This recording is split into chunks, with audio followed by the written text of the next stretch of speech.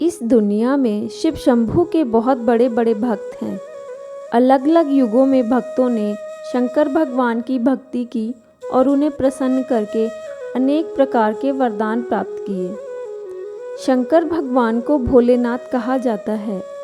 कहते हैं कि जो भी इंसान सच्चे मन से भोलेनाथ की भक्ति करता है, प्रभु उसे स्वयं आकर दर्शन देते हैं।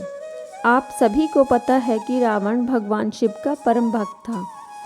उसने भोलेनाथ से अनेक प्रकार की शक्तियां प्राप्त की थी, परंतु सीता का हरण करने के कारण रावण की भगवान राम के हाथों अकाल मृत्यु हुई। रावण को बुराई का प्रतीक मानकर हर वर्ष उसका पुतला जलाया जाता है। परंतु क्या आपको पता है कि भारत में एक जगह ऐसी है जहां आज भी दशहरा नहीं मनाया जाता? जी हाँ, यह स्थान है हिमाचल प्रदेश में। इस स्थान को बैजनाथ के नाम से जाना जाता है। आइए आपको बताते हैं कि बैजनाथ में रावण का दहन क्यों नहीं किया जाता। लंकापति रावण भगवान भोलेनाथ का बहुत बड़ा उपासक था। एक बार वह तपस्या करने के लिए ध्यान में बैठ गया। उसने सोचा कि मैं कड़ी तपस्या करके भगवान शिव को प्रसन्न कर दूंगा और अपने साथ लंका ले जाऊंगा। कई वर्ष बीत गए। रावण लगातार रात दिन कड़ी तपस्या करता रहा, परंतु भगवान शिव नहीं आए। रावण ने भी मन में प्रण कर लिया था कि जब तक प्रभु दर्शन नहीं देंगे तब तक वह अन्न जल ग्रहण नहीं करेगा। रावण को तपस्या करते हुए जब अन्य देवताओं ने देखा तो सोच में पड़ गए कि रावण भगवान शिव को पृथ्वी पर क्यों बुला रहा है। रावण के कई वर्ष तपस्या करने पर भी जब भोलेनाथ नहीं आए तो रावण ने अपना शीश काटकर प्रभु को अर्पण कर दिया, परंतु भगवान फिर भी नहीं आए तो रावण ने अपने 9 शीश काटकर भोलेनाथ को चढ़ा दिए।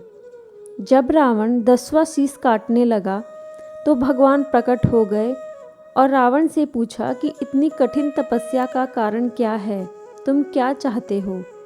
भगवान शिव को देखकर रावण प्रसन्नता से नाचने लगा और प्रभु को हाथ जोड़कर नमस्कार किया। रावण ने भगवान शिव से कहा, हे शिव शंभू, मैं आपको लंका ले जाने के लिए तपस्या कर रहा हूँ। यह कैलाश पर्वत छोड़कर मेरे साथ चलो। लंका में हर प्रकार के सुख है, बस आपकी कमी है। रावण की बातें सुनकर भगवान शिव सोचने लगे कि कैलाश को छोड़कर जाना सभी देवताओं के हित में नहीं होगा, परंतु भगवान भोलेनाथ कभी भी अपने भक्त को दुखी नहीं करते। भोलेनाथ ने रावण से कहा कि मैं तुम्हारे साथ चलता हूँ, परंतु मेरी एक शर्त है कि यहाँ से शिवलिंग उठाकर लंका तक तुम कहीं भी इसे धरती पर नहीं रखोगे। मैं तभी तुम्हारे साथ लंका जा पाऊँगा।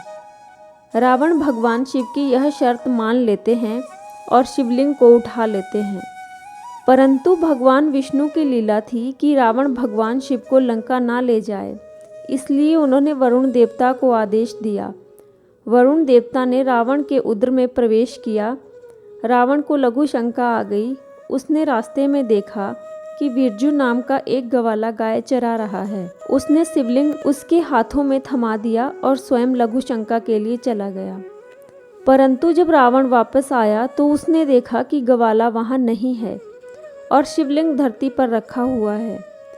रावण ने क्रोध में आकर अपनी पूरी शक्ति लगा दी, परंतु शिवलिंग अपनी जगह से हिला तक नहीं। हार मानकर रावण उस जगह से चले गए।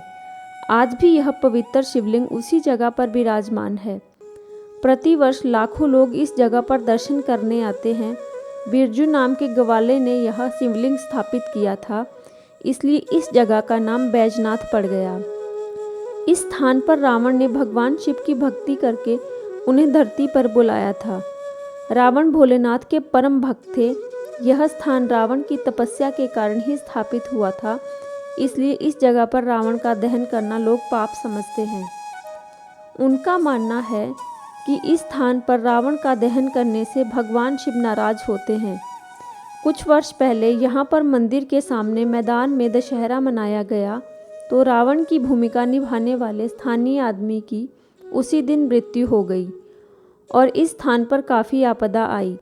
इससे वहाँ के लोग भयभीत हो गए और उन्होंने निश्चय किया कि इस स्थान पर अब कभी भी रावण का दहन नहीं किया जाएगा। कहा जाता है कि रावण द्वारा की गई भक्ति की गूंज आज भी इस स्थान पर विद्यमान है।